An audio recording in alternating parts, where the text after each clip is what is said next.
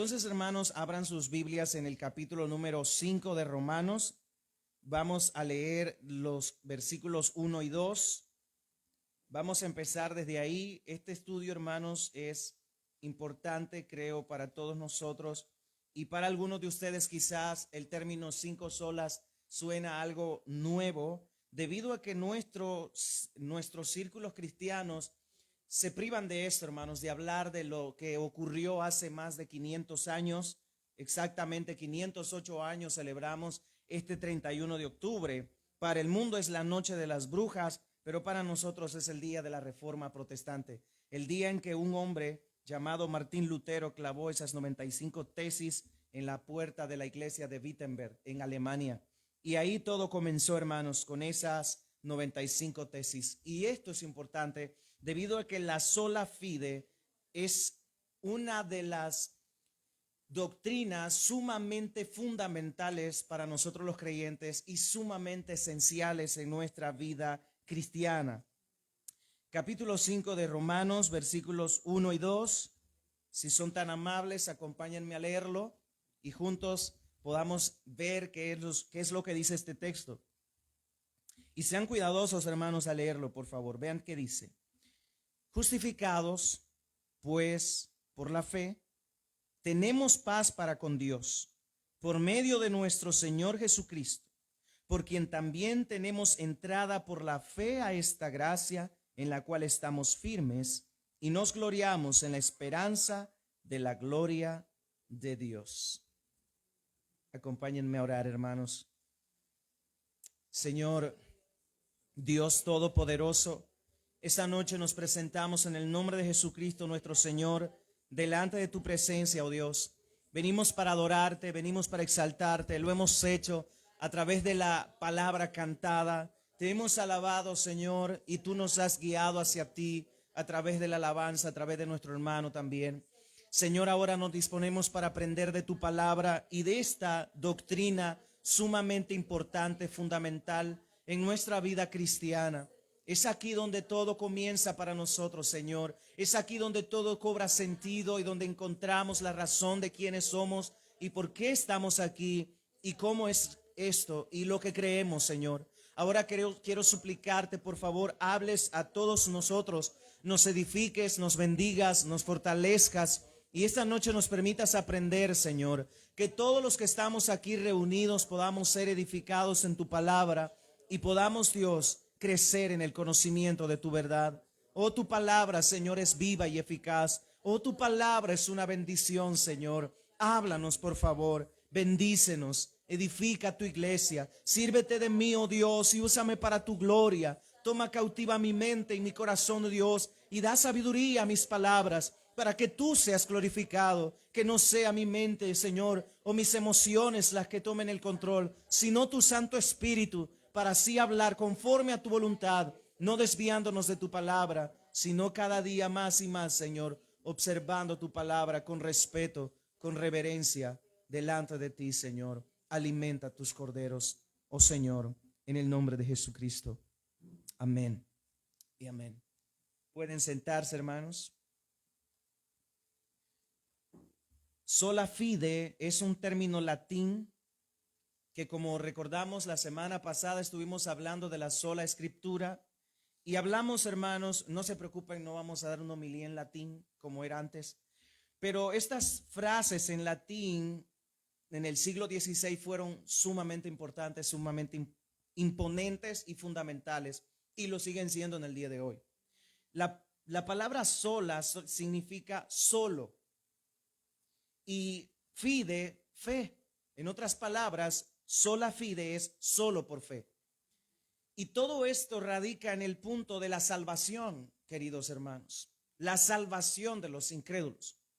La iglesia antiguamente, es decir, la iglesia católica romana, no podemos evitar hablar de ella. Es importante que conozcamos nosotros el trasfondo de todas estas cosas, de por qué los reformadores protestaron, de por qué los creyentes no compartimos con la iglesia católica romana lo que ellos hacen. Y es que, hermanos, la sola fe era en ese tiempo algo que no estaba dentro de la iglesia. Es decir, la iglesia decía que no era solo por la fe, que la fe sí era importante, pero el ser humano tiene que hacer algo. En otras palabras, obrar, hacer algo por su salvación. En otras palabras, Dios salva a alguien, pero ese alguien tiene algo que lo hace a Dios moverse para salvarlo.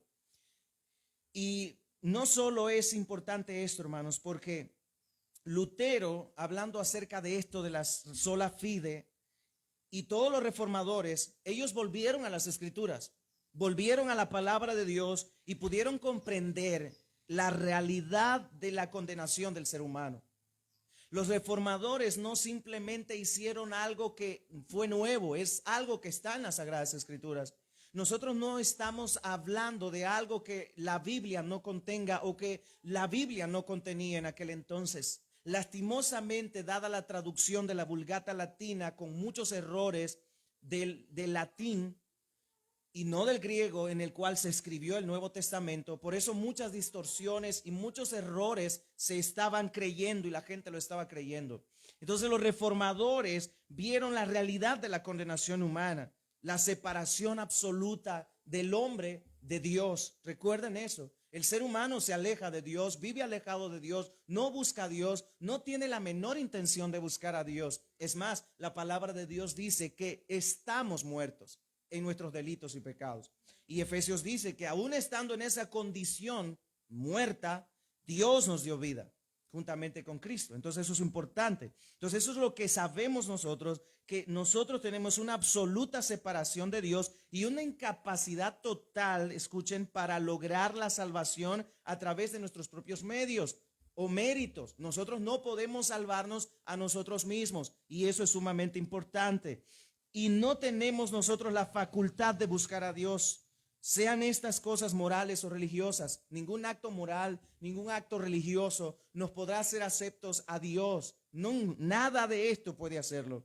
En el caso de Lutero, por otra parte, hermanos, la conciencia que él experimentó de su propia condenación, de su propia miseria e incapacidad de poder salvarse a sí mismo, lo llevó a estudiar la palabra de Dios, lo llevó a escudriñar las escrituras y preguntarse cómo es que un Dios justo, santo, puede perdonar a un injusto y un pecador como nosotros.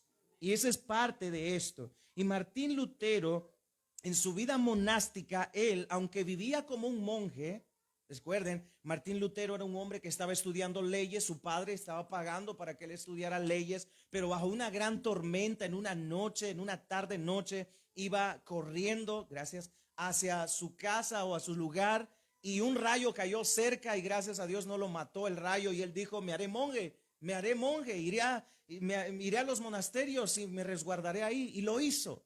Pero su vida monástica no lo hizo irreprochable, no lo hizo un hombre acepto a Dios. Se sentía que era un pecador delante de Dios, con una conciencia muy perturbada. Constantemente le estaba confesándose y nomás se confesaba y sentía la necesidad otra vez de confesarse, y él sentía esto, confesaba tantos pecados a los padres que los padres quedaban exhaustos escuchándolo y él se sentía miserable, pero no podía creer que su satisfacción apaciguara la ira de Dios.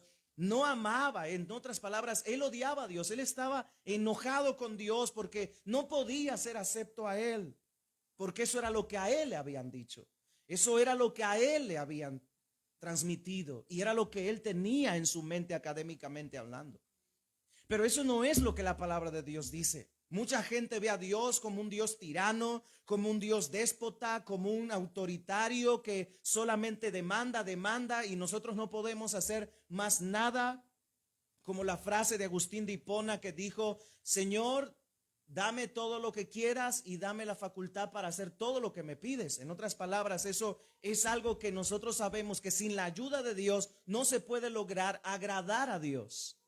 No podemos agradar a Dios sin la ayuda de Dios. Entonces, él no amaba a Dios. Martín Lutero no amaba a Dios, al Dios justo que castiga a los pecadores. Y mucha gente ve a Dios así, como un Dios malo, perverso.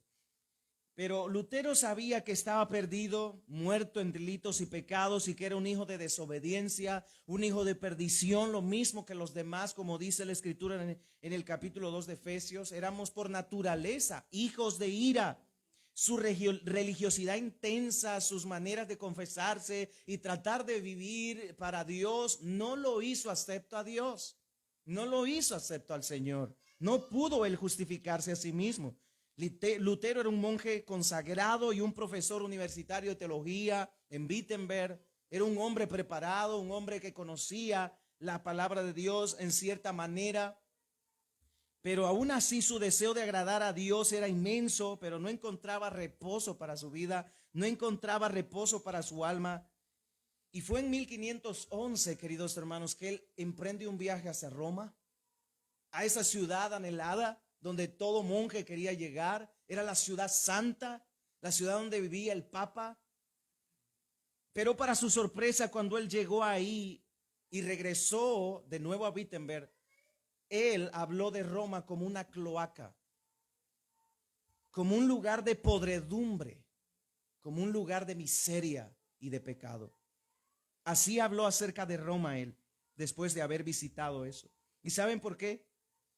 Porque en ese lugar habían prostíbulos para los sacerdotes, vendían el perdón, estaban en la escalinata, supuestamente en la entrada para subir a una iglesia. Ahí habían escalones de Herodes, le llamaban, y mucha gente pagaba y subía de rodillas esos escalones rezando para poder sacar a alguien del purgatorio. Y él veía esto, incluso él pagó una de esas indulgencias y subió de rodillas a ese lugar. Y veía cómo la gente lo hacía, se esforzaba, se raspaba las rodillas, sangraban, unos lloraban, se golpeaban y gritaban que aquellas palabras que los sacerdotes le habían dicho que dijeran durante fueran subiendo escalón por escalón. Entonces, hermanos, el Lutero, al ver esto, y aparte de esto, vio cómo el Papa en ese tiempo, Julio II, gastaba una fortuna inmensa, hermanos, en la remodelación y construcción de la Basílica de San Pedro en Roma. Una construcción inmensa que costaba mucho dinero. Y de ahí vienen las indulgencias, de por qué esto se llevó a cabo. Por lo que podría ser posible que Martín Lutero percibiera la contradicción visible entre los votos de pobreza asumidos por ellos. ¿Saben? Los sacerdotes hacían un voto de pobreza. Entre más miserable vivían, más santos eran. Tuve la oportunidad de conocer a un ex sacerdote en un instituto hace muchos años y él hablaba de eso, de cómo los preparaban para vivir miserablemente. Pero esto no era lo que Martín Lutero vio en Roma. Vio pomposidad, gasto de dinero de más en cosas que no valían la pena, y los pobres feligreses pagando dinero para salvarse, pagando dinero para su salvación.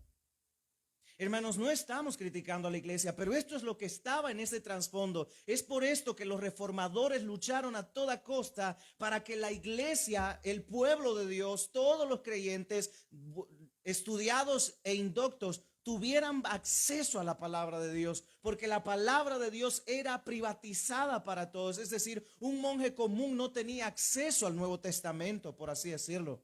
¿Pueden imaginarse? Martín Lutero como monje nunca había leído el Nuevo Testamento. Nunca lo había hecho. Fue hasta que fue a la universidad que él pudo leer el Nuevo Testamento y se dio cuenta de tantas cosas. Y no hablo del Nuevo Testamento en latín. Él tuvo la oportunidad de tener en sus manos un texto en griego original. Y ahí fue donde pudo ver que cada cosa que se hacía en la iglesia estaba contra la palabra de Dios. Y es por eso que la palabra de Dios se volvió al centro. Y es por eso que es la palabra de Dios la máxima autoridad para la iglesia. Y es la que nos da estas doctrinas en las cuales basamos nuestra fe, en las cuales nos fundamentamos como creyentes. Y nosotros le debemos mucho a estos hermanos. Y no solo hablamos de Martín Lutero por decir algo, porque es él el que inició esto, por así decirlo, pero habían detrás de ellos otros hombres como Wycliffe, como John Huss y otros más que habían hecho lo mismo, y muchos acabaron en la hoguera. En otras palabras, quemados, fueron quemados vivos por tratar de oponerse al abuso que se hacía de parte de la iglesia. Siempre la verdad ha querido ser callada. Siempre la verdad ha querido ser privada y privatizada. Pero Pablo lo dijo en gran manera y de manera muy, muy inteligente. La verdad, nosotros estamos presos, pero la palabra de Dios nunca estará presa. La palabra de Dios tiene el poder de Dios para ir y transformar una generación, transformar vidas, transformar personas, familias, hogares, naciones. La palabra de Dios tiene ese poder, hermanos. Y la palabra de Dios, aunque estuvo oculta por muchos años, por siglos, hubo una oscuridad terrible, pero la palabra de Dios vino al pueblo y el pueblo leyó y entendió y comprendió el abuso y la falta de conocimiento de ellos para darse cuenta que los estaban engañando, que los estaban mintiendo, que el purgatorio no existe y que no se puede pagar por ser salvo. Nadie puede pagar para salvarse, hermanos. Y es en ese punto de la salvación en cuanto a lo que radica todas estas solas de la reforma, hermanos. Martín Lutero nunca creyó que esto se diera. Es más, los reformadores nunca quisieron dividirse de la iglesia. La iglesia era una, aunque ya había habido división entre los orientales y los occidentales. Ya había esa división. La iglesia ortodoxa se dividió, formaron su propio papa, y la iglesia occidental, con Roma en la cabeza, puso su papa, y ahí está todo lo que ya conocemos nosotros. La ligereza con que la iglesia católica trataba el tema del perdón delante de Dios causó enorme conflicto entre los reformadores. Durante su visita a Roma fue el testigo de múltiples reliquias, hermanos. ¿Saben? Le vendían la idea a la gente que las reliquias que estaban ahí eran reliquias de mártires. Algunos tenían hasta pelos de las barbas de Cristo, una espina de la corona de Cristo, astillas de la cruz de Cristo. Y la gente llegaba, el cráneo de Juan el Bautista estaba en una vitrina. Y si la gente llegaba y hacía sus cosas ahí, pagaba, por supuesto, para poder entrar y para poder recibir un milagro. Hermanos, esto es algo que no solo la Iglesia Católica Romana ha hecho. Hoy los evangélicos lo están haciendo también. Y es triste ver cómo la gente paga pensando que Dios va a obrar con el dinero. Y no es así, mis hermanos. Pero vamos a seguir porque entonces, hermanos, todo esto se estaba dando. Y en nuestro estudio de las 5 solas, hemos visto la primera la semana pasada, queridos hermanos, la sola escritura. Y hablamos de que la Biblia es la máxima, no la única, pero sí la máxima autoridad. Nosotros los protestantes, como nos llaman, nosotros creemos en las autoridades civiles, creemos en los gobiernos eclesiásticos, creemos en las cosas en los tratados bíblicos antiguos, es decir, la patrística y cosas de esa índole, las confesiones y todo eso, lo que hace una iglesia. Los pastores tienen autoridad, pero todo esto está subordinado a la palabra de Dios. Es decir, la palabra de Dios está en la cúspide de la autoridad, porque es la palabra de Dios. Y Dios entonces es quien manda en la iglesia. No hay autoridad por encima de Dios y por lo tanto su palabra está por encima de cualquier autoridad. Y cualquiera que abuse de la palabra de Dios está abusando de la autoridad de Dios y está apartándose de la verdad revelada de Dios. Entonces, hemos visto eso la semana pasada. Por lo tanto, concluimos que nadie ni nada está por encima de la palabra escrita de Dios. Nadie ni nada, hermanos, está por encima de la palabra de Dios. Muy bien, y ahora, esta noche, para continuar, veremos la sola fide, la sola fe. Somos salvos solo por la fe, hermanos. No hay otra cosa que podamos nosotros hoy alzar la voz y decir, somos salvos solo por fe. Yo no los veo convencidos, hermanos. Somos salvos solo por fe. El texto que leímos dice que somos justificados. Cuando hablamos de la justificación, que es otro término muy importante, ustedes pueden ver que el texto habla aquí y en el original esta palabra es sumamente importante porque no se trata de nosotros justificarnos delante de Dios, sino que es Dios quien declara justo a alguien. No es nuestro mérito, es que Dios nos justifica. Hermanos, ninguno de nosotros tiene algo atractivo que mueva a Dios para salvarnos. Todos nosotros estábamos muertos en delitos y pecados. Todos nosotros hedíamos delante de sus narices. Nosotros no éramos aceptables delante de Dios, pero Él nos hizo aceptos en el amado. Él nos ha justificado, y esta justificación no provino de nosotros, no es de nosotros, no es porque nosotros hayamos querido. Ninguno de nosotros quería buscar a Dios. Usted no tenía la menor intención de buscar a Dios. Usted nunca pensó en buscar a Dios. No se levantó por la mañana el día en que el Señor lo salvó pensando: hoy voy a ir a la iglesia y me voy a arrepentir. Eso no pasa. Lo que sucede es que vamos, escuchamos la palabra de Dios penetra nuestro corazón, el Espíritu Santo nos toma cautivos, nuestra mente y nuestro corazón, nos transforma y nos hace renacer por su buena voluntad. Y todo esto es por la fe, por fe solamente. Entonces, hermanos, somos salvos o justificados solo por la fe. Y sola fide habla con relación a que la salvación solo puede ser recibida cuando ponemos nuestra fe en aquel que murió por nosotros. Cuando ponemos no la fe en la fe o en la doctrina de la sola fide, sino en aquel quien es el consumador de nuestra fe y el autor de nuestra fe, Cristo Jesús. Se trata de poner nuestra confianza en el sacrificio de Cristo hecho en la cruz. Y que a sabiendas ese sacrificio satisfizo la ira de Dios y ha quitado de nosotros la culpa. Por lo tanto, Dios a través de Cristo nos justifica.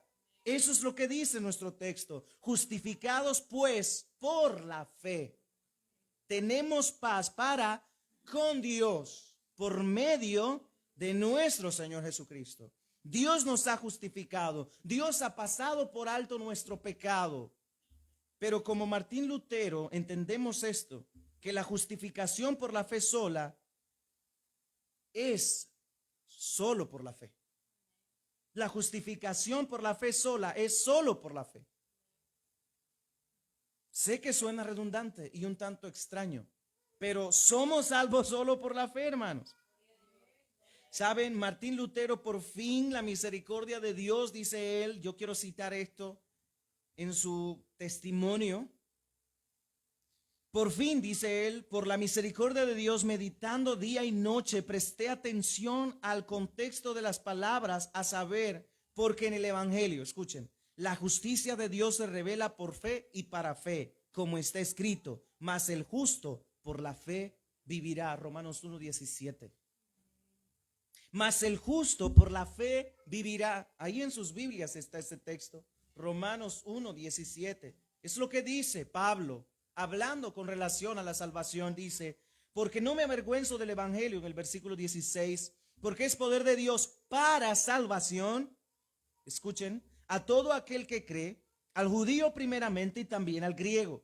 Porque en el evangelio la justicia de Dios se revela por fe y para fe, como está escrito, mas el justo por la fe vivirá. Esto se encuentra en el Antiguo Testamento en Abdías 2:4 y usted puede buscarlo en su casa.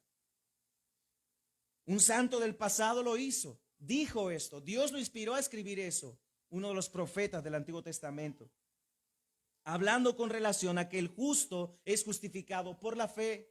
Hermanos, Abraham no fue justificado por su obra o sus obras. Él fue justificado por la fe de creer que Dios lo estaba llamando. Y es que nosotros somos salvos no por nuestras obras, sino por la fe en Cristo Jesús, por poner nuestra confianza en Cristo, por poner nuestra seguridad en Cristo. Eso nos salva. Dice Martín en su testimonio, allí comencé a comprender que la justicia de Dios es aquello por lo cual el justo vive por un don de Dios, es decir, por la fe. La fe es un don de Dios. Vamos a seguir en el testimonio. Y este es el significado. La justicia de Dios es revelada por el evangelio, es decir, la justicia pasiva con la cual el Dios misericordioso nos justifica por la fe, como está escrito, mas el justo por la fe vivirá. Aquí sentí que había nacido de nuevo y que había entrado en el paraíso mismo por las puertas abiertas.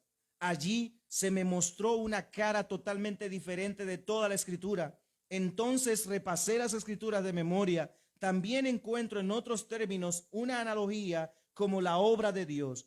Eso es lo que Dios hace en nosotros. El poder de Dios con el que nos hace sabios. La fuerza de Dios, la salvación de Dios, la gloria de Dios. La salvación, hermanos. Lo que en verdad el Espíritu Santo le iluminó la mente a este monje alemán es que por la sola gracia somos salvos y por la sola fe, a través de las Escrituras, fue que la justicia de Dios es satisfecha en Cristo.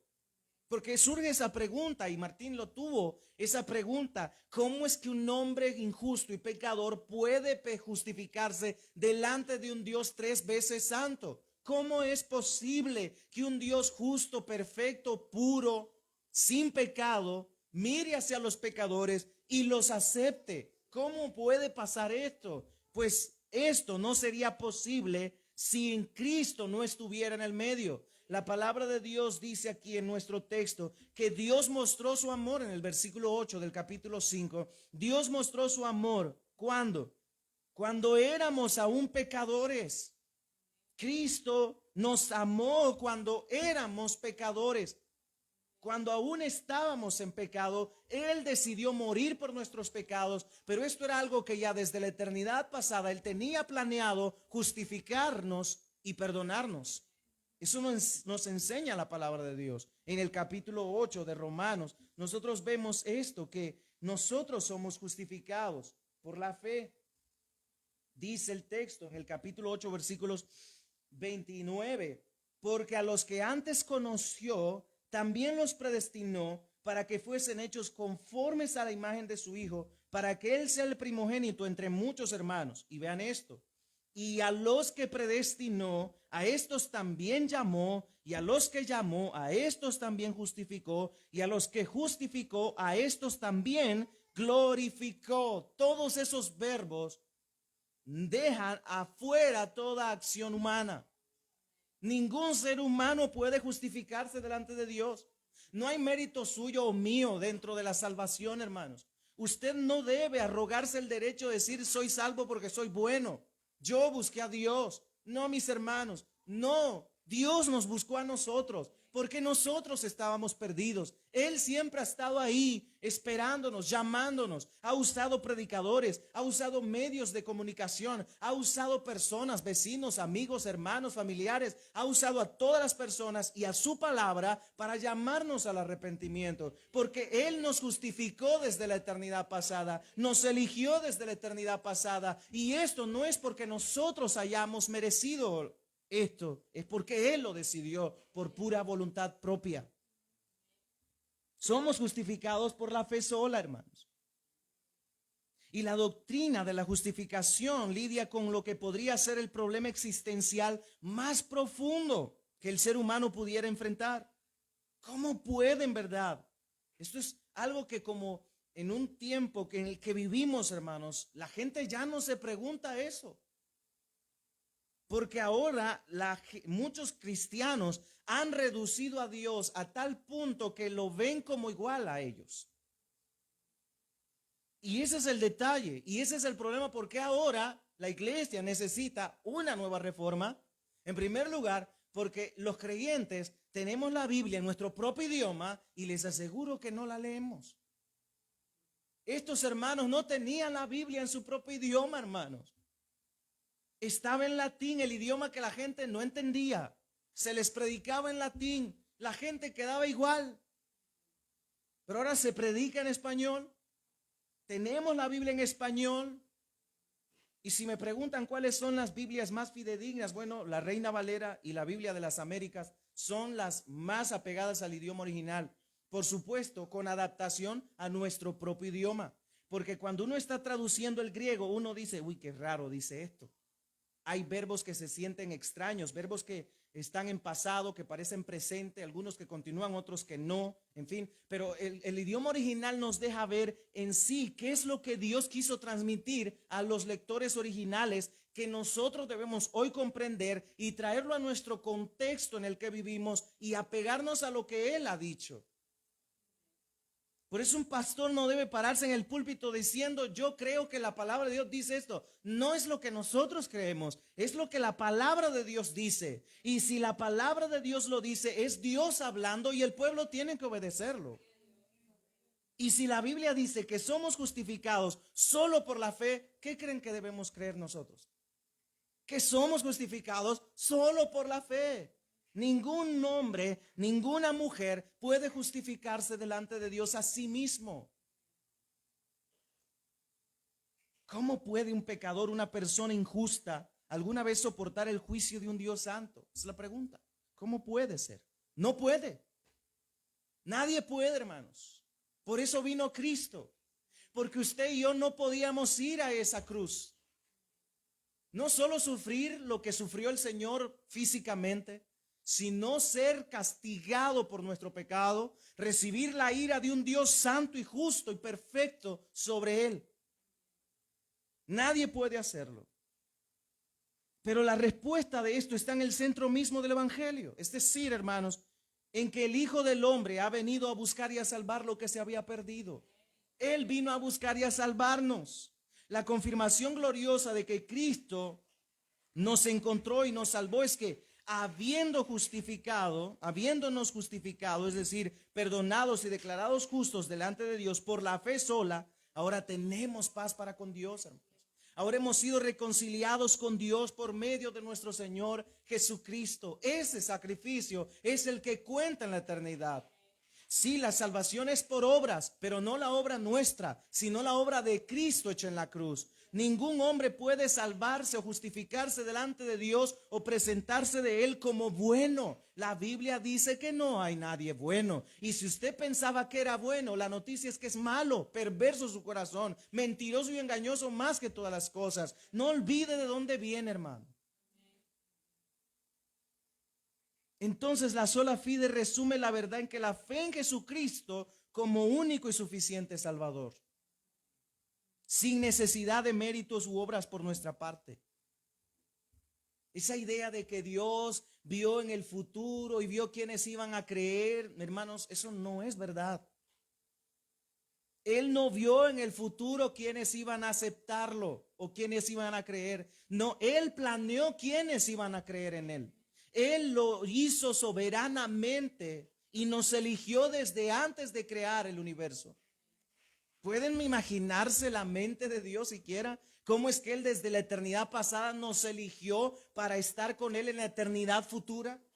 Es algo que no lo podemos nosotros planear, lo planeó Él. Él lo planeó. Hermanos, en otras palabras, usted debe sentirse dichoso, pero no de sentirse orgulloso porque sus méritos lo han alcanzado, sino nosotros tenemos de algo que gloriarnos y es de la cruz de Cristo, no de nuestros méritos, no de nuestro buen comportamiento, no de nuestra forma de ser ahora en Cristo, porque parece que a veces a los creyentes se les olvida del lodo de donde el Señor los sacó y ahora se sienten pomposos, grandes, superiores. Se les olvida que fueron salvos solo por la fe, que no hubo ningún mérito o algo agraciado que Dios viera en ellos. Hermanos, si estábamos podridos por dentro, pero el Señor quitó todo eso y nos purificó. Solo por la fe, hermanos.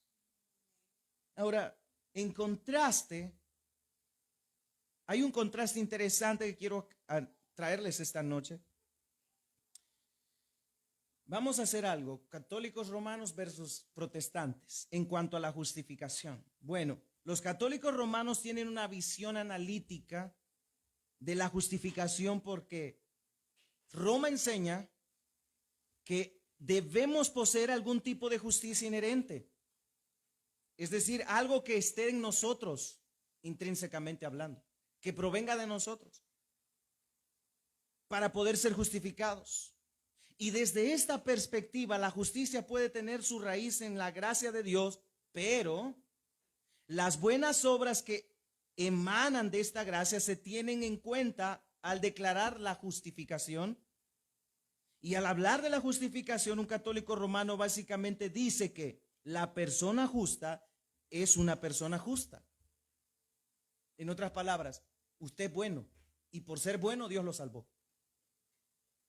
Porque Dios vio que usted amaba a los animales. No es que usted era una buena persona. Una vez una mujer me dijo, pero si es que yo no le hago mal a nadie, yo creo que el Señor va a tener misericordia de mí porque yo soy una buena persona. Desde ahí está mal porque es mala.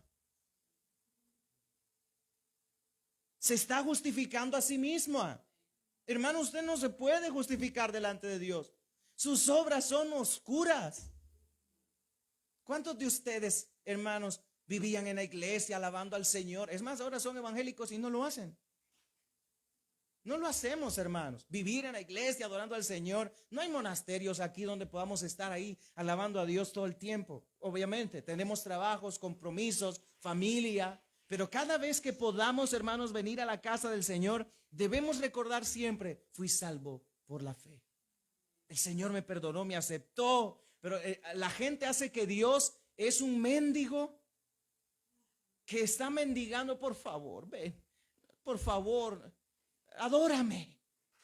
Y pareciera que Dios está rindiendo a ellos, adorándolos, y ellos están, no, si no me cumples el milagro, no te adoro. Y tratan de sobornar a Dios diciéndole, Señor, si me cumples esto, yo voy a servirte. Quédate con tus cosas, diría Dios. Yo sigo siendo Dios, estoy en mi trono, tú sigues ahí y vas a ser condenado si no te arrepientes. Claro que Dios no hace de esa manera déspota. Él dice, venid a mí todos los que están cargados y trabajados y yo los haré descansar. Entrad en mi reposo, dice el Señor. Venid a mí, dice, todos los que están viviendo con cargas en su corazón, con cargas en su vida. Pero todo esto, hermanos, es parte de lo que la Iglesia Católica Romana por años realizó. Y por años la gente lo creyó. Y lastimosamente muchas iglesias creen ahora que pueden añadirle a su salvación. Es decir, que Dios los perdonó a ellos porque Dios vio algo en ellos. Sí, lo que Dios vio fue nuestro pecado. En otras palabras, Dios solo declara justa a la persona cuando tiene sus propias obras justas que las avalen. Eso decía la iglesia. Pero en contraparte, los protestantes dijeron que la justificación, o ellos afirmaban que el justo es injusto a quien se le imputa, escuchen, o se le transfiere a su cuenta la justicia de Cristo. Es como, esto es parte de un término legal forense, hermano. Es como que nosotros estemos en un juicio y nosotros sabemos que somos culpables. Pero llegamos ante el tribunal y el juez ahora dice, en nombre de fulano eres perdonado, eres justificado, no tienes culpa. Uno se quedaría, ¿en serio? Pero sí, en verdad yo soy el que mató a fulano. Sí, pero ya alguien pagó por ti. Es eso lo que hizo Cristo por nosotros. El justo por los injustos, mis queridos hermanos. El que merecía la condenación éramos nosotros, no Cristo. Pero Él pagó nuestra culpa. Él llevó nuestros pecados. Él nos justificó en su sangre. En cuanto a la justificación, esto es lo que afirmamos nosotros los protestantes. El justo es injusto, a quien Dios le concede la justicia de Cristo a su favor. La justicia es imputada hacia nosotros, transferida hacia nosotros, hacia nuestra cuenta. Nuestra cuenta es borrada por la sangre de Cristo, mis queridos hermanos. Su sangre limpió nuestra culpa. No vio Dios nada atractivo en nosotros. Él nos perdonó por medio de Cristo. Por eso es el texto que somos justificados por la fe y tenemos paz con Dios por medio de nuestro Señor Jesucristo, porque Él satisfizo la ira de Dios, Él propició la ira de Dios, su sacrificio fue aceptado por Dios. Y evidencia de ello es la resurrección. Cristo resucitó como evidencia de que Dios aceptó su sacrificio. Y ahora todos los que vemos a Cristo somos perdonados. Y todo el que pone su confianza en Cristo es perdonado y es justificado delante de Dios. Y es salvo para la eternidad, hermanos. Es por eso que nosotros nos sentimos muy agradecidos con Dios que esto haya ocurrido. De otra forma no estaríamos aquí, hermanos. Pero Dios quiso que esto ocurriera. Y hay tanto más que hablar, hermanos, de esto. Porque la naturaleza de la justificación o de la fe no radica en nosotros. La fe no radica en nosotros. Tenemos fe en creer cosas, en cierta manera, pero la fe que salva no proviene de nosotros. La fe que salva no vino de nosotros, hermanos. Díganme, ¿qué puede hacer un muerto? Lo cargan como quieren, lo ponen donde quieren, le ponen lo que quieren y hacen lo que quieren con él. Y no revive, no se da cuenta. Cuentan de alguien, no recuerdo ahora mismo, lo escuché en una predicación, pero que uno de los hermanos, de los que iban a enseñar en un instituto, en un seminario bíblico, llevó a sus alumnos a un cementerio. Y estando ahí en el cementerio, él les dijo, agarren una tumba cada uno. Y él empezó a gritar, bueno, aquí se llama, voy a mencionar un nombre, aunque no es Oscar, por así decirlo. Y él gritaba, Oscar, sal de ahí. Oscar, sal de ahí, gritándole a la tumba. Y no pasaba nada. Oscar, sal de ahí, y nada pasaba. Y algunos de los estudiantes dijeron, el profesor está loco. Pero él les dijo, escuchen, esto es lo que van a hacer todos los domingos en la iglesia. Le van a hablar a muertos que no pueden salvarse a sí mismos porque están muertos y no pueden responder. A no ser que ocurra lo que ocurrió en Ezequiel 37, los muertos no vendrán a vida y no escucharán y no verán y no oirán. A no ser que el Espíritu Santo los haga vivir otra vez. Hermanos, y eso es lo que ha ocurrido en nosotros. Nosotros estábamos muertos. En otras palabras, no teníamos ni siquiera la fe para salvarnos a nosotros mismos. No teníamos nada dentro de nosotros. Y esto es importante que debemos aclarar para ubicar la fe en su lugar correcto dentro del plan de Dios. Y cuando hablamos de la fe sola, hermanos, no nos referimos a ella como un fin en sí misma para nuestra salvación. Arthur Pink dice esto, y cito, la fe no es la base ni la sustancia de nuestra justificación, sino simplemente la mano que recibe el don divino que se nos ofrece en el Evangelio. Estamos así, danos, Padre. Usted no dijo de otra forma, podría ilustrarlo de esta manera. Fue un regalo. La fe es un regalo que usted recibió. Un regalo que usted recibe, usted no paga por ello. No se lo dieron porque usted lo merezca. Se lo dieron porque quisieron dárselo. En sus cumpleaños, por ejemplo, la gente le da algo, no porque usted lo merezca. A veces usted no merece nada. Pero la gente le da algo, ¿no? Y la gente lo compró y a usted no le costó nada. ¿Y qué es lo que dice usted? Gracias. El que es agradecido, el otro lo hambre y dice, ay, esto me diste. A veces la gente ve la fe como esto. Ah, y esto es la fe. Ay, esto es el evangelio. Ay, esto es ser cristiano. No. Menospreciamos lo que Dios nos ha dado. Pero estamos pidiendo a Dios y recibiendo de Dios. La fe entonces es la base, no es la base ni la sustancia de nuestra justificación, sino simplemente la fe es la mano que recibe el don divino que Dios nos ofrece en el Evangelio. En el Evangelio la justicia de Dios se revela por fe y para fe, dice Pablo.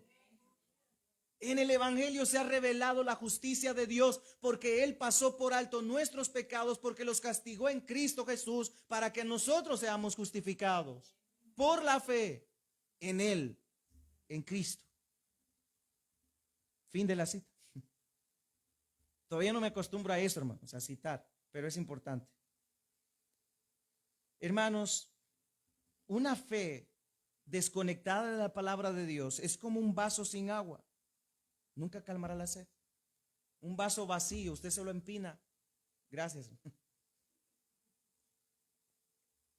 Y no pasa nada, pero si tiene algo, lo sustenta. Entonces, una fe fuera de la palabra de Dios es como un vaso solo que no le va a saciar. Y eso pasaba en el siglo XVI. 15, 14, 13, más de 1000 años, hundidos en la oscuridad, sin acceso a las Sagradas Escrituras. Penado aquel que tradujera la Biblia al idioma vernáculo, es decir, al idioma del pueblo. ¿Y sabe cómo morían? Quemados. Quemados en la hoguera, quemados vivos, hermano, por traducir la Biblia, un libro que Dios dio a toda la gente para que vivieran por él. Pero la iglesia se apoderó de él, lo privatizó y la gente no tuvo acceso a ella. El problema de ahora, hermanos, los creyentes, es que aunque tenemos acceso a la palabra de Dios, nosotros mismos nos privamos de ella y somos tan frágiles y tan indoctos que todo lo que nos dicen desde un púlpito lo creemos. Y vamos a casa diciendo, el pastor tiene razón. Hermanos, son tan sutiles en mezclar las cosas y vender el evangelio. Hermanos, están vendiendo el evangelio ahora. Están vendiendo la salvación ahora. Y no solo es Roma. También los evangélicos lo están haciendo. Y qué triste es que hay gente que cree que con darle dinero a la iglesia va a ser salva o perdonado. Dios le va a obrar un milagro. No, hermanos. El dinero delante de Dios no sirve para nada. Es nuestro corazón rendido y arrepentido delante de Dios que hace que la mano de Dios se mueva, pero es que Él ha obrado ese corazón en arrepentimiento. Él obró el arrepentimiento en nosotros, hermanos, y todo esto radica en un conocimiento correcto de la palabra de Dios.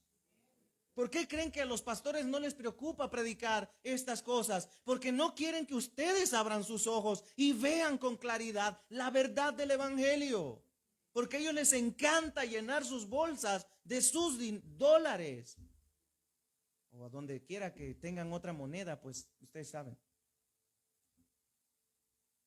Sí, hermanos, hay unos hermanos muy lindos que nos ven en otro lado y le agradecemos al Señor por eso. Pero bueno, volviendo a esto, hermanos, lo que la Biblia dice claramente sobre la fe es que no se trata de algo que nosotros podamos producir. No es algo que nosotros producimos. El vaso no produce agua. ¿Qué hay que hacer para que el vaso tenga agua? Pero lo hace otro.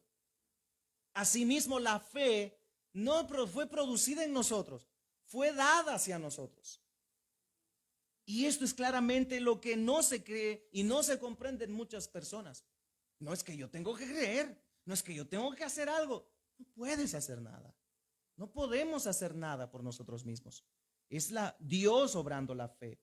Vean lo que dice Efesios capítulo 2, un texto muy conocido. De hecho, nuestro nombre de la iglesia sale de ahí. No está ahí, pero de ahí sale el nombre. Efesios 2:8. Si lo encontraron, espérenme un momento y llego. Efesios 2:8 dice, porque por gracia sois salvos. Es el tema que estudiaremos la próxima semana. Sola gracia. Por medio de la fe, escuchen, miren, por medio de la fe. Deténganse ahí. Dice el texto, porque por gracia sois salvos por medio de la fe. Y vean que sigue diciendo ahora. Y esto, no de vosotros, pues es don de Dios. La fe es un don de Dios. La fe es un regalo que Dios otorga a los pecadores para ser justificados por la fe en Cristo Jesús. Hermanos, no somos propietarios de nuestra fe, porque en realidad Jesús es el autor y consumador de ella. Como dice Hebreos 12:2, Él es el autor y consumador de la fe nuestra. Todos los grandes testigos santos de la antigüedad mencionados en la Biblia, en la carta de Hebreos, son un testimonio de eso, hermanos. Usted lee el capítulo 11 de Hebreos, usted va a ver, por la fe fulano, por la fe mengano, por la fe sutano, por la fe no sé quién, por la fe aquel. Por la fe, no por las obras, por la fe fueron justificados, por la fe fueron agradables al Señor, creyeron a Dios y les fue contado por justicia. No por obras para que nadie se gloríe, dice el texto. Nadie puede gloriarse. Por eso, hermanos, Ninguno de nosotros debe creerse superior a otro hermano. Fuimos justificados con la misma sangre. El mismo precio que se pagó por los de este lado se pagó por los de aquí. ¿Qué diferencia hay? Solo que están sentados al extremo diferentes. Pero no hay diferencia, hermanos. Para Dios no hay diferencia entre judío o griego, entre gentil o judío, o esclavo o libre, entre hombre o mujer. Delante de Dios todos somos justificados por el mismo sacrificio, por Cristo. Entonces nosotros no podemos sentirnos pomposos. Y la Biblia hace un llamado a poner nuestros ojos en Jesús y reconocer que nuestra fe depende de Él, de principio a fin, porque Jesucristo es el autor de la salvación. Jesucristo, Hebreos 2:10, es el autor de nuestra salvación. Hebreos capítulo 2, versículo 10.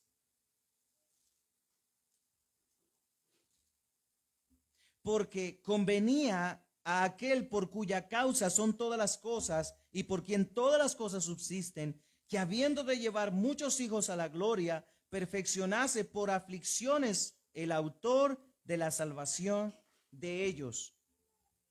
Cristo Jesús. Ese texto habla de Cristo Jesús. Todo Hebreos habla de Cristo Jesús como el sumo sacerdote que se presentó delante del trono de Dios, no con sangre ajena, sino con la sangre misma de Él, y así la roció en el propiciatorio para hacernos aceptos al Padre. A usted y a mí, hermanos. Y en otro pasaje de la Escritura, el apóstol Pablo presenta una verdad sorprendente. Dice él: todo aquel que invocar el nombre del Señor será salvo. Por supuesto, para nosotros es muy fácil ahora, pero para esos hermanos, decir que Jesús era el Cristo o que era el Rey, les costaba la vida, hermanos. Por eso es que el que invoca a Cristo como Señor moría. Y eso autenticaba que tenía una fe salvífica, una fe que salva. No, ahora, hermanos, nosotros nos, por así decirlo, la gente usa el término caer del evangelio. Eso no existe en la Biblia. Pero se salen de la iglesia, se apartan del evangelio porque les hacen daño, porque les hicieron algo. Y digo, hermanos, ni los pastores ni los hermanos debemos hacerle daño a nadie. A veces uno lo hace sin querer, porque uno a veces no quiere dañar a nadie y trata la manera, no darles pachita, pero sí de andar con cuidado, hermanos, de no tratarlos mal. Pero hay gente que con medias cosas, no, ya no voy a la iglesia, mejor me quedo. Su fe no era verdadera. Su confesión de fe no era sincera. No era salvo, hermanos. Salieron de nosotros, pero no eran de nosotros, dice Juan. Porque si hubieran sido de nosotros, habrían permanecido. Hermanos, estos hermanos confesaban al Señor Jesucristo como el Rey de sus vidas y amo y Señor de ellos, y eso les costaba la muerte, ser arrojados a fieras, ser crucificados algunos de ellos, ser quemados con brea y muchas otras torturas horribles. Y esto lo siguió haciendo la iglesia después, hermano. Tristemente, aquel que se oponía en contra de su falsedad, ellos lo mataban, lo quemaban, lo hicieron otra vez. Lo empezó Roma con sus césares y gobernantes, y lo siguió haciendo Roma con sus papas y todos los concilios. Lo siguió haciendo, matando a aquellos que se oponían a la falsedad y promovían la verdad. ¿Y sabe qué tenía que hacer la iglesia? No se reunían así. No hablo del siglo I, hablo de los siglos XIV y XV, hermano. 16, cuando surgió la reforma. Los creyentes que querían saber de la palabra de Dios se escondían para poder leer la Biblia, cuando alguien podía leérselas. Era triste y terrible la vida que vivieron nuestros hermanos antes. Por eso, hermano, valora la Biblia, hermano. Tú tienes un tesoro ahí en tu casa. Este libro costó sangre de Cristo y la sangre de muchos otros que dieron su vida para que nosotros tengamos acceso a la palabra de Dios. Y bien, hermanos, la sola fide o la sola fe o solo por fe nuestra salvación nos ayuda en nuestra espiritualidad, porque este es uno de los grandes aportes de la reforma para nosotros, la sola fe. Y hemos ido primero por la Biblia, por la palabra de Dios y ahora por la fe y después por la gracia, porque fueron los tres pilares fundamentales o las tres frases pioneras o fundamentales que hicieron posible la reforma protestante.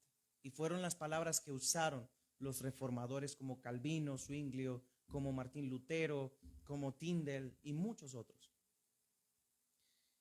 Pero posterior a ellos, hermanos, en el siglo XX se empezaron ya a mencionar, parte del siglo, final del siglo XIX, siglo XX, se empezaron ya a mencionar las otras dos, solo por Cristo y solo por fe. Hay otras 12 más que otro estudioso de la Biblia presenta, pero esas, hermanos, radican todas en estas 5. Están dentro de estas 5 solas. Y nuestra vida espiritual, hermanos, es sumamente importante porque ni siquiera nuestra perseverancia, ni siquiera nuestro avance en el evangelio depende de nosotros. No depende de usted, depende de Él. Él nos preserva, Él nos tiene en su mano. Si fuera por nosotros, hace tiempo ya no estaríamos. Pero es Él quien nos preserva, es Él quien nos ayuda cada día, es Él quien va animando nuestros corazones constantemente. ¿Cuántas veces usted ha estado desanimado y diciendo, no, yo creo que Dios me ha abandonado? Pero Él dice en su palabra lo contrario. ¿A quién vas a creer? ¿A tu corazón engañoso o a la palabra de Dios, que es la inspiración del Dios eterno que siempre habla la verdad?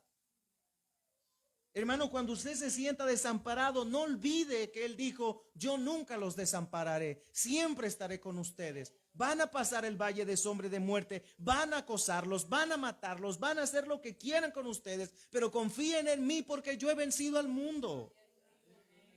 Esto nos debe aferrar más al evangelio, hermanos. El don que Dios nos ha dado no es para que lo desperdiciemos y no es para que lo desvaloricemos, es para que lo apreciemos, lo cuidemos con temor y temblor y respeto delante de Dios. Reverencia, vivir en santidad es nuestro objetivo, pero aún ni eso depende de nosotros, porque Él es quien nos justifica y santifica. Increíble lo que Dios hace. Es por eso que es importante, hermanos, que nosotros veamos esto. Dios elige la fe como canal de salvación porque es un método seguro que une al hombre con Dios. Es un método seguro. Cuando el hombre confía en Dios, hay un punto de unión entre ellos y ya no estamos más separados.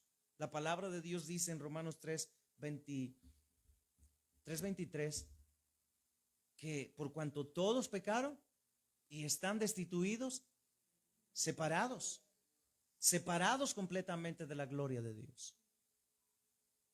Pero gloria sea a Dios, que en Cristo nosotros somos aceptados. En Él somos recibidos. Llegamos a ser suyos. Hermanos, nuestra vida terrenal y nuestra esperanza que vivimos hoy está basada en una fe que vence al mundo. Una fe que vence al mundo. Hermanos, pueda que ahora nos menosprecien, pueda que ahora se burlen de nosotros. Hablaba esta mañana con una ancianita de más de 80 años, una cliente que habla bastante, por cierto. Pero mientras hablaba con ella, ella me decía acerca del mundo, de cómo está el mundo y de cómo la gente no quiere buscar a Dios. Le digo, nunca ha querido. El ser humano nunca ha querido. Y ellos nos llaman locos. El mundo nos dice que estamos, de verdad, fuera de sí. Pero hermanos, yo cuando escucho la música que escucha el mundo, ¿quién está más loco? Ellos son nosotros. Porque no tiene sentido lo que cantan, lo que escuchan, ni lo que los motiva. Pero digo, Señor, gracias. porque en verdad me salvaste, y a la vez digo, Señor, ten misericordia. Eso es lo que tenemos que hacer, hermana Rogelia, le digo yo, orar por ellos, que Dios tenga misericordia, porque en verdad ellos no pueden ver a no ser que Dios les abra los ojos. Y nosotros vimos, y gloria a Dios porque vimos, porque Él nos abrió los ojos. Él puso la fe que salva en nuestros corazones. Y hermanos, nunca lo olvidemos. El impío es impío, pero si Dios quiere salvarlo, lo salvará. Si Dios ha decidido salvarlo, lo hará, porque lo hizo con nosotros. Todo por medio de la fe. Entonces, hermanos, la fe en Cristo que el Señor nos concede nos es contada por justicia, porque hemos sido revestidos con la justicia de Cristo. Y nuestra esperanza es que vivamos esa fe victoriosa durante toda la vida terrenal hasta que lleguemos a la resurrección final. Compartimos la esperanza de Pablo, porque todo creyente desea ser hallado en él, no teniendo mi propia justicia derivada de la ley, sino de la que es por fe en Cristo. La justicia que procede de Dios sobre la base de la fe es conocerlo a él, el poder de su resurrección y la participación de sus padecimientos, llegando a ser como él en su muerte, a fin de llegar a la resurrección de entre los muertos. Eso anhelamos, ver a nuestro Señor. Usted no debe tener otra motivación más para estar aquí, hermano, que verlo a Él un día. Verlo a Él, abrazarlo. Hermano, cuando todo este sufrimiento aquí llegue a su fin, le aseguro que usted dirá, Señor, gracias porque me salvaste, gracias porque me amaste, tú llevaste el infierno por mí, gracias, Señor. Y cuando vivimos conscientes de eso, hermanos, nosotros no murmuramos, no renegamos, pase lo que pase. Hermanos, los creyentes en el circo romano, en el lugar donde los mataban, ellos decían, mátame ya, fiera, o a los verdugos, mátame que quiero estar con mi Señor ya. Y eso era lo que los alentaba a ellos, y eso es lo que tiene que alentarlo a usted, hermano.